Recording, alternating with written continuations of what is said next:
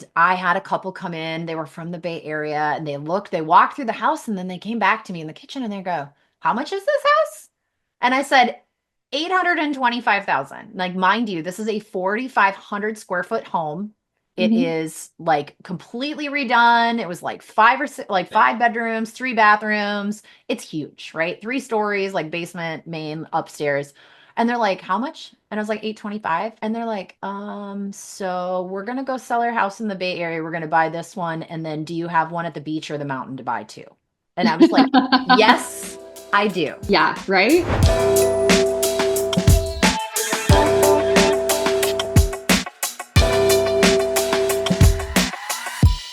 Hey everybody, my name is Cassandra Marks. Welcome to Make a Move. This is a nice, lovely series that we've got. We're doing making a move here between the Pacific Northwest and the Bay Area and back again.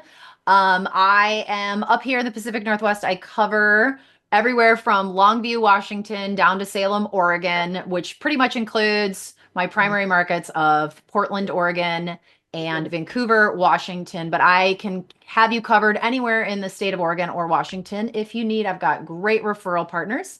Today, I am also again joined by my lovely co-host, Miss Caroline. Hi, my name's Caroline Hobbs. I'm a broker down in the Bay Area.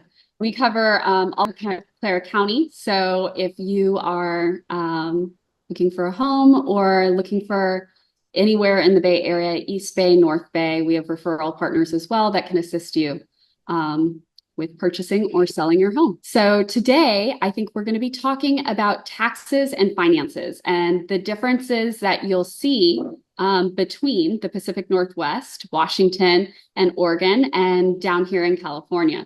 So why don't we go ahead and get started with the cost of housing. Cassandra, tell me a little bit about what it costs to live in Vancouver, Washington. Well, I feel like it costs a lot less than the Bay Area. Portland and Vancouver itself is the most affordable large city on the West Coast. At this point in time, in October 2024, we were seeing home prices up about 7.5% from last year. We're still seeing really great appreciation up here, mostly because low inventory, but you're going to see a median home price in our market for a three bed, two bath, 15 to 1800 square feet around $575,000, if you can believe that. That's I like I There's not much you can buy in the Bay Area for that.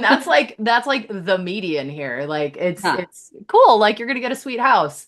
Mhm. Where, in turn, what are you looking at down in your area? We're also seeing strong appreciation, low inventory. Obviously, our market is very tied to technology companies in the stock market. So, for example, when we saw the stock market, we saw a lot of these tech stocks drop 25, 30% not too long ago. It had a huge impact on our market. Even with these kind of changes in economics, we're still seeing anywhere between 5 to 15% appreciation each year, depending on the area and schools, things like that. Mhm. But our average sales price for a home is $1.5 million in Santa Clara County. So, it's recently a news article came out that the average homeowner to purchase in Santa Clara County needs to make $312,000 per year. Wow. That is very, very large difference than comparative to up here. I had just run the numbers up here, to afford a house and to afford grid cost of living up here, you're looking at maybe about 120 to $130,000 a year for household income to afford the house up here. Yeah, I mean, okay, but that makes sense. Okay, so your home prices are three times what ours are, and your income needed obviously three times what is necessary. Even though I feel like even like the whole West Coast as a whole has pretty high taxes from everything that I've seen recently, talking about that some of the highest tax states in the country. mhm. California, Washington are right at the top of that list. And like Oregon was just inched off the bottom for like the top 8 or 10. Just But some food for thought, just to like kind of compare though. Like, obviously, we can't compete against inventory prices. However, I don't know if you know this, but I have a degree in finance, and I still remember something that I learned in one of my classes during college, and they said you should always live in the most expensive area that you can afford. Mhm. Because yes, the homes are 3 times as expensive, but you are getting paid more money. And when you're making that kind of appreciation, even if the appreciation is matched, you're making a lot more on that higher purchase than you are on a lower purchase. Absolutely. And so, as far as investment goes, if you have a job that can support purchasing a home here in the Bay Area, it's a really great stepping stone to developing, financial security for the rest of your life and really building an excellent retirement. If you're thinking about maybe downsizing, and if you're comparing the two areas between the Pacific Northwest and the Bay Area, we see a lot of people that move up to Washington or Oregon for retirement, Hmm. um, capitalizing on the gains that they made here and then taking it there to spend their sunset years. Yeah, I see that a lot, and it's really funny. So I was back in the day before COVID and everything. I had an open house at a very beautiful property in a very nice neighborhood in Northeast Portland. And I had a couple come in. They were from the Bay Area, and they walked through the house, and then they came back to me in the kitchen and they go, "How much is this house?" And I said, 825,000. Like, mind you, this is a 4,500 square foot home. It Mhm. is like completely redone. It was like five or six, like 5 bedrooms, 3 bathrooms. It's huge, right? 3 stories, like basement, main, upstairs. And they're like, "How much?" And I was like, 825. And they're like, so we're gonna go sell our house in the Bay Area. We're gonna buy this one. And then do you have one at the beach or the mountain to buy too? And I was like, yes, I do. Yeah, right. One home and turning it into 2 to 3 amazing properties. And I see that a lot. In all honesty, it happens a lot more than one would think because Absolutely. it's affordable. You can still buy a beach property, like 7 minute walk to the beach. You can buy in Washington, for like, it's a 2 bed, 2 bath. You can buy it for $325,000. Wow. And And so, just talking strategy a little bit, like one of the things that could be advantageous is if you are thinking that maybe one day you are going to move up to Portland or Washington area, purchasing now, number one, before prices go up. But number two, your rental market is pretty strong there, correct? yes. So our vacancy I believe, is less than 1%, like as a Wow. whole. It is full. Like, yes, we are struggling with housing needs up here, which I'm sure the Bay Area is probably also fairly similar, but the rental market is very strong up here. And at least in the state of Oregon, they're very protective of their renters. So I've seen a lot of people sell their rentals in Oregon and buy on the Washington side just because of the tenant landlord laws are more Mhm. favorable to the tenant than they are to the small landlord.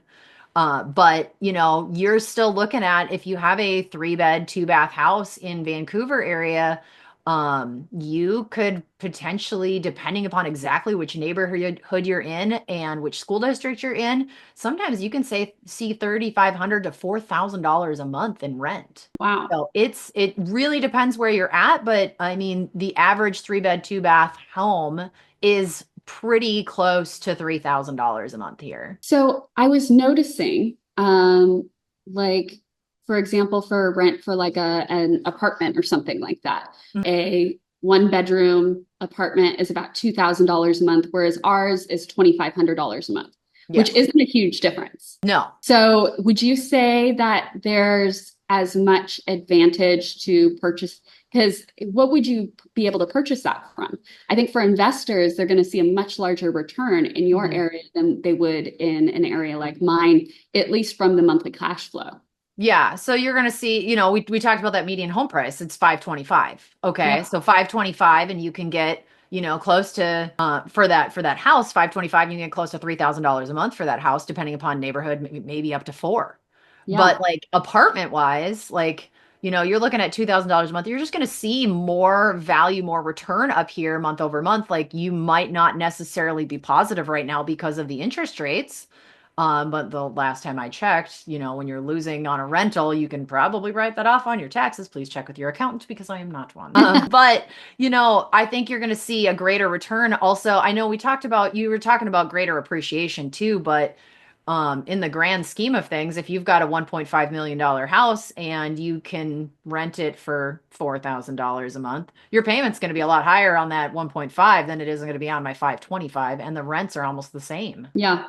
Well, our rent for a single family like that would probably be closer to six to eight Okay. thousand dollars a Sorry, month. my bad. But based on the purchase price and the out-of-pocket expenses and everything involved, like obviously, again, the return is going to be higher in Washington. Yeah, your percentage for I sure. just always, talking about like the timing of things and purchasing up there sooner rather than later, it really, I always tell people if you can afford to hold on to your primary residence, move, rent it out for a couple of years, and Hmm. then let's put it on the market, because Yeah. at that point they will have gained additional appreciation. They can move into their next property. So buying something up there ahead of time can really help with making that transition that much easier. Absolutely. And like the other thing about living up here too, so we've talked about kind of, rents, housing, the cost of living. Yeah. So let's compare and contrast the prices of some frequently purchased items. So what is a gallon of regular unleaded gas here? Right now it's about 3.59 a gallon. I think I filled up yesterday for about $4.70. Okay. Gallon of milk is 3.29 here. 5.99. Okay. Dozen eggs, 5.99 here. Probably, I would say 8.99 or 9.99. Okay. So affordability is definitely greater. Like you're going to save money moving up here when it comes to groceries, gas, any sort of activities. Yeah. Um, I and think our healthcare is about the same. yeah, uh, We definitely have more traffic, so I know that our like car insurance is more expensive. But we do have some public transportation. How is your public transportation? Vancouver not as great just because it in the grand scheme of things, Vancouver is more of a suburb than it is Uh-huh. like a primary, hub.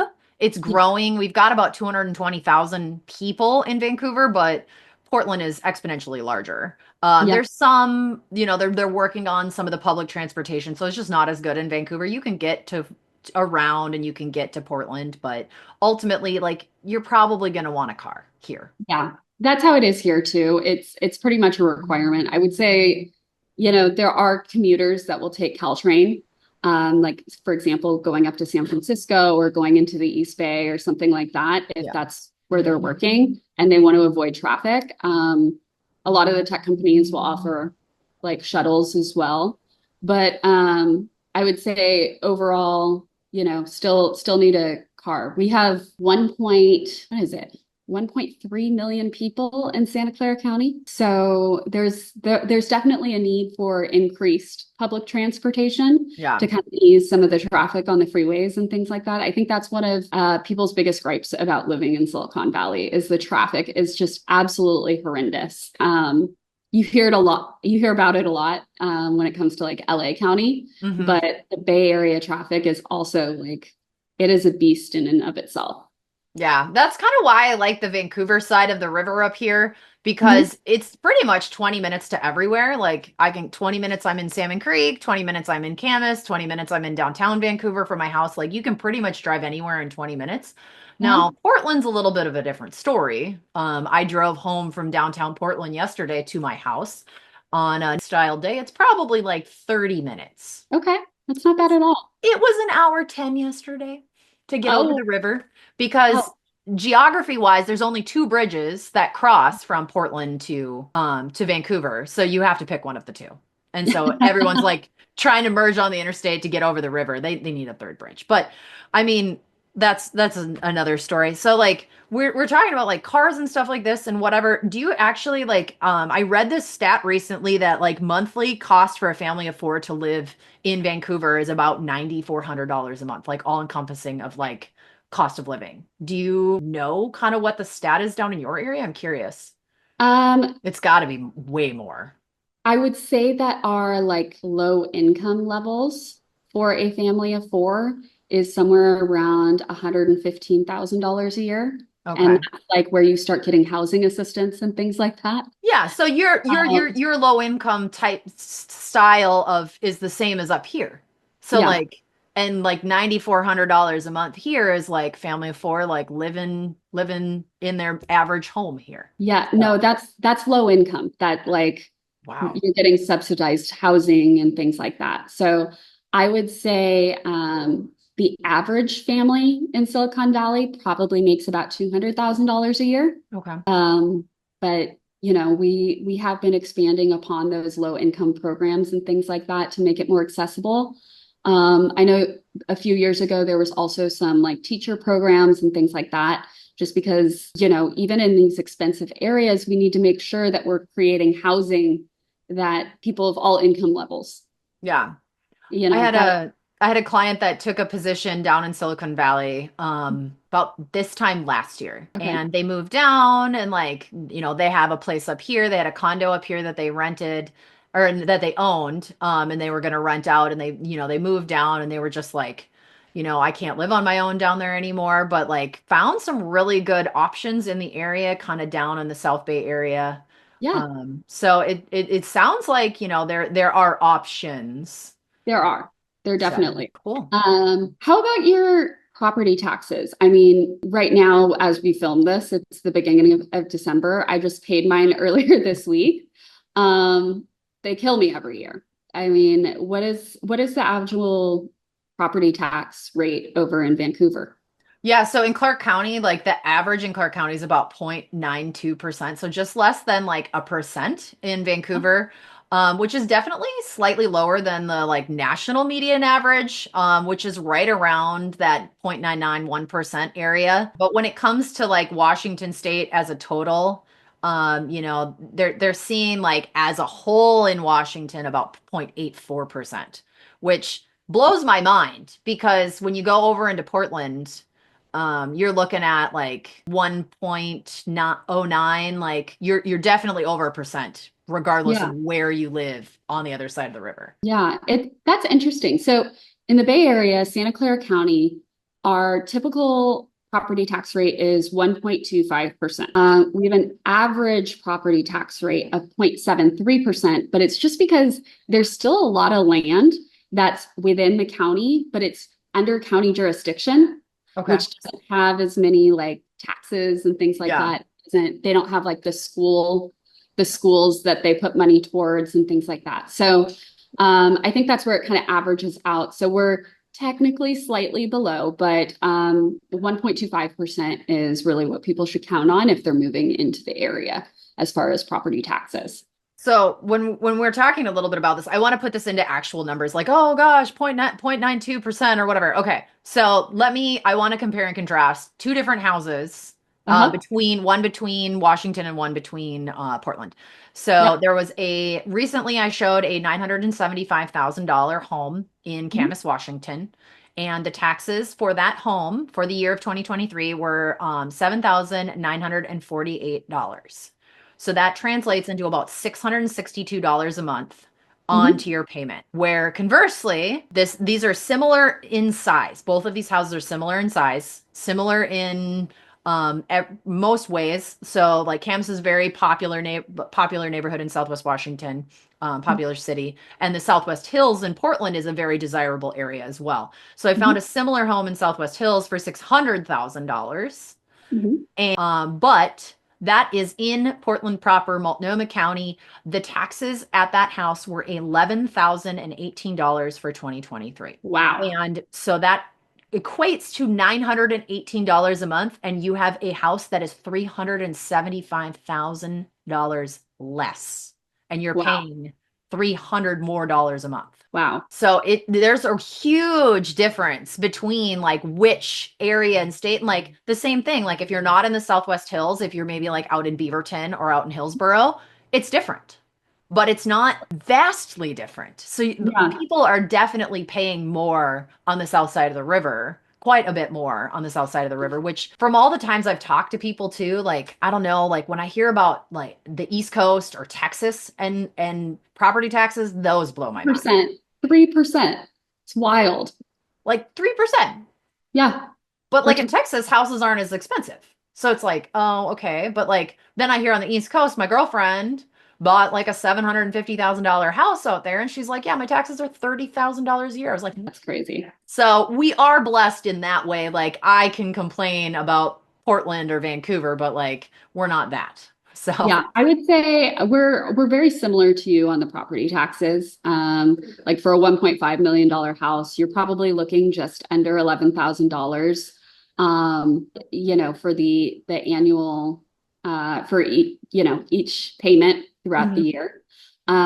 Do you pay Yeah, yours once a year? Or like does this do they allow you to pay them twice? Like ours is we pay them twice. twice.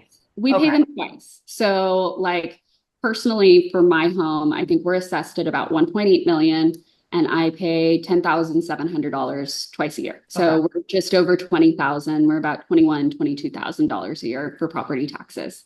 Okay. Yeah, But because I mean, it does cover a lot of things with the city and amenities and things like that. One thing I really love about Morgan Hill, which is the city that I live in, is that a lot of the communities, it's a growing community. So there's a lot of city services going in, and they're requiring builders to put in parks and things like that, which I think really make the community more welcoming to yeah. people. So I appreciate that. Yeah. So As long when as you pay we your talk about property. property taxes too, okay? I want to throw out their income tax. Oh, We're gonna let's just rip the Band-Aid off and talk about the rest right. of the taxes. So We California got it. You income don't. taxes. Yeah, they're some of the highest in the state. They can be up to about 13%. I would say on average, you're looking at about 9 to 10% in the Bay Area. So yeah, income taxes definitely hit us hard, especially when you're looking at that in addition to all of the other things. Yeah. Yeah. Then I probably shouldn't mention that Washington doesn't have income tax. Yeah, that's you're lucky. We are, but we also like we do have some sales tax. So what a lot of people love to do up here is Washington doesn't have any income tax. So you live in Washington and then you go and do any of your large shopping over in Oregon. Mhm. And I mean that does not include a car because it's where your car is registered. The other thing is like people are like, "Oh, I'm just going to order all my appliances from the shop down in Portland and have them deliver." Well, as soon as they deliver, you're paying taxes. So you have to go get it. So There's you no, need a trailer or a friend with a trailer to go get yeah, stuff. But like overall, like people are like, well, what if I live in Washington but work in Oregon? Well, hey, guess what? You're paying taxes because yeah. you're working in Oregon. But a lot of the times I've had clients that have lived in Oregon and then they want to move up to Vancouver, but they work remotely. And Mhm. so what happens is, and what I've seen is a lot of the times when people do the remote work, a lot of the times the companies base the cost of living off of Seattle, not Vancouver, not Portland, because you're not in Oregon anymore. You're in Washington. And so they base cost of living off Seattle. So they actually get a pay raise, multiple, like two different bumps on their pay raise because they come over from Oregon. They get about a 10% raise in their income tax because there's no more income tax. But then they also get a cost of living increase because they're basing everything off of Seattle, not necessarily Vancouver, because Getting food Seattle too. Seattle King County is super expensive to live in. Yeah. So Wow. I had a client that worked for Salesforce and came over and worked on bought a house on the Vancouver side of the river, worked 100% remote, and then got a double bump when they came over, and she makes a lot more money now living just on the other side of the river. That's amazing. That's amazing. Yeah, So I don't have anything, just because we're not really on a border of anything. So there's not yeah. too much strategy as far as that goes for us. But you guys do have, I mean, what does your sales tax look like? Sales tax in California is 9.3%, 9.375 So that's like across the board though. Like across the board. you can go anywhere. Yes. Okay. That is not the case in Washington. Yeah. Washington has variable sales tax. Oh, Yes. So the state sales tax base rate is 6.5%. And then okay. depending upon which jurisdiction you're in, there's additional local sales tax. So like Vancouver is 2.2%. So you're looking at, 6.5 plus 2.2 for Vancouver. Or Seattle is 3.85%. Spokane is 2.5%. So it just depends where you're at. So there's that base rate, and then there's that local rate as well. I think we're actually very similar in that standpoint. It just kind of depends on what area you're purchasing your goods in. Mhm. I believe we have a state tax rate base of 7.25%. Okay. But I will say, if you're going into the popular areas like the Bay Area, you're going to be looking at paying that 9.375. Yeah. So yours is a pretty like standard wide area. Like it is very like specific here. So like I don't exactly live in Vancouver. I live in a little town called Brush Prairie, and my sales tax is 8.5 because Wow. of Brush Prairie, where Vancouver is 8.7. So like each city has a different has a different jurisdiction, has a different rate. So it just depends which city you're in. Wow. Okay. That's good. So that's why a lot of people like to go to Oregon and buy things. Yeah. So, Definitely. you don't have that. The other thing that I wanted to bring up real quick before we like exit the Mhm. tax comments. Um, we do have, I do want to talk about, so we don't have sales tax in Washington, but we do have a real estate excise tax. Have you heard of that? Do you guys have anything like that in California? We don't call it that. Okay. I will say in San Jose, we have what's called Measure E, which provides a tax on sales over $2 million. It's more of a city tax, though, on these real estate sales. So counties can impose their own individual taxes, which, adds into the whole average scenario that we're Mhm. talking about here. But again, those things are generally negotiated on the contract Yeah. as to who pays what and whether or not that's split between the buyer and the seller. Yeah. Up here, the real estate excise tax it is paid by the seller. Okay. So it is something. I mean, like I haven't heard too many people. Like I don't think I've ever heard of anyone trying to get the buyer to pay the excise tax. So Hmm. it's a fee, and it's ours is tiered.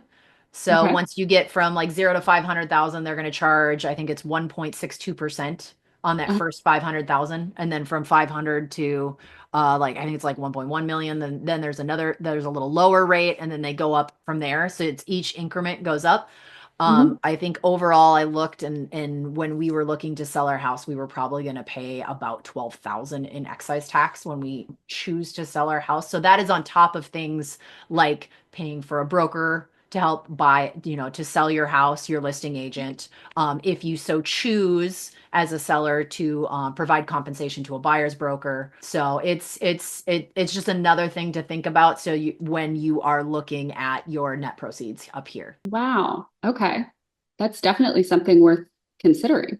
Yeah. And it varies by county as well. So Okay. each county kind of, I mean, most from what I've seen and what I've looked through, most counties are fairly similar. Like there's not a huge range, but you're going to find that real estate excise tax in every county in the state of Washington. Oregon, you're not going to see that unless you'll get taxed if you're not a permanent resident. Oh, okay. Good to So, know. because they'll tax you on your income. Oh, lovely. What does the excise tax go to? Does it go to the city or the county or the state? I don't know. It depends what year it is. It depends.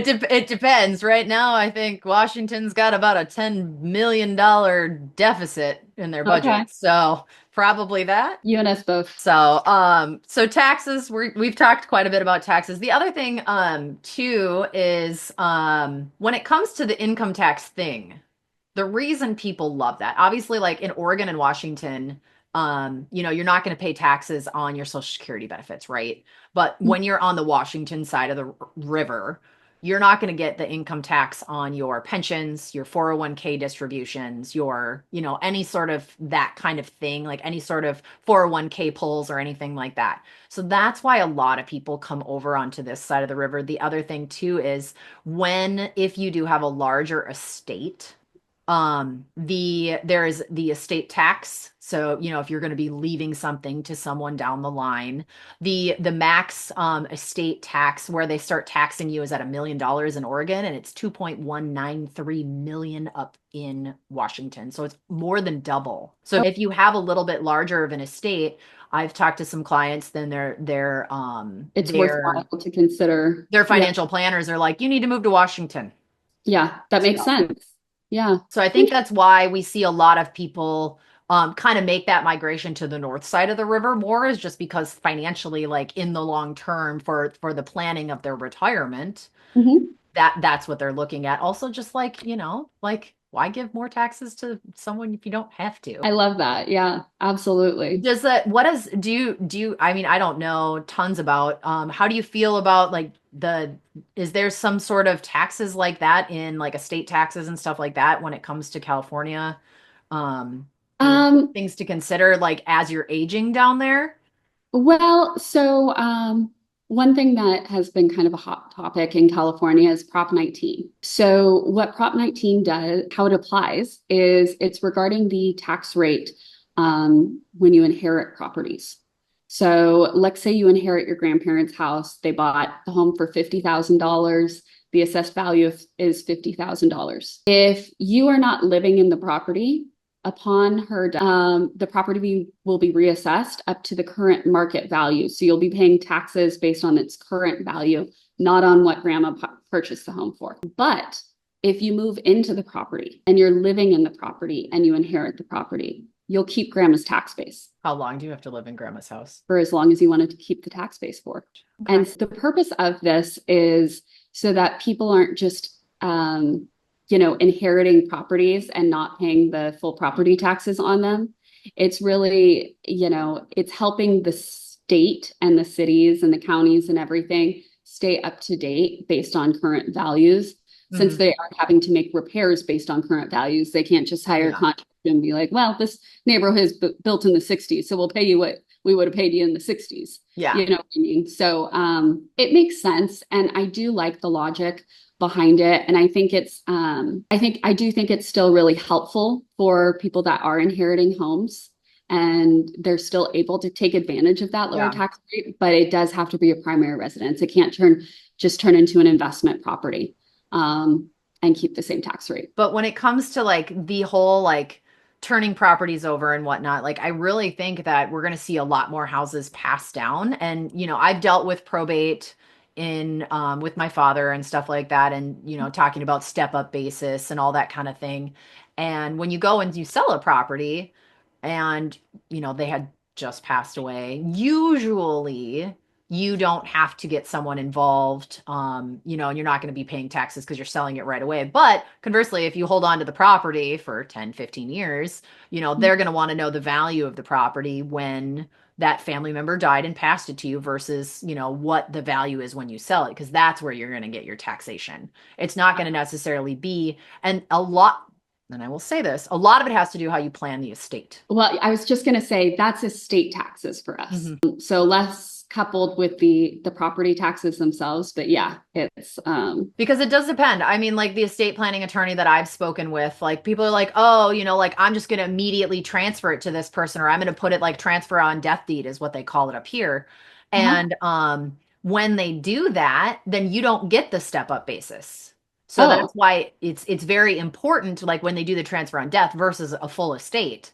uh-huh. They're gonna, I'm gonna basically inherit the house, but I'm going to go back to the date that the house was purchased Mhm. for a value versus the day that it was passed to me. And Got it. so there's a lot to go with, not only just like I feel like figuring out between property taxes and estate taxes and income taxes when you're deciding where to live, but I think it's very important also as you plan forward for everyone to do estate planning and figuring out what the estate tax rules are in whatever state their estate is in, Absolutely. Absolutely. because I do have an amazing, you can really screw someone over if you don't do it right. yes, I have an amazing accountant that helps me with tax planning and things like that. So if you're watching this video and you're in the state of California and you need an excellent accountant, feel free to reach out to me and I'd be happy to get you that contact information. Awesome. Absolutely same up here. Got a great estate planning guy, tons of other vendors. We both have tons of great partners throughout. Is there any other things? Is there anything else that we didn't cover when it comes to finances and cost of living between these two locations? I feel like we covered it all today, but there's still more videos to come in this series. So if there's something that we missed or there's something that you want to learn more about, we can definitely add that into one of our later videos. Yeah. All right. Well, thank you so much for tuning in. I hope you found this video informational. Obviously, reach out to either one of us if you've got questions. We would love to help you. answer any and all of them that you have. And so until our next video, we got some good ones coming up here. Whether it is, outdoor activities, we're going to talk a little bit more about, why people live where they live. We're also going to talk over, the actual relocation process between, making that move from point A to point B. So stay tuned. We got a lot coming, but thank you so much for tuning in and spending time with us. We really appreciate it. And hopefully we'll get to talk to you guys soon. But have a great day, guys. Bye.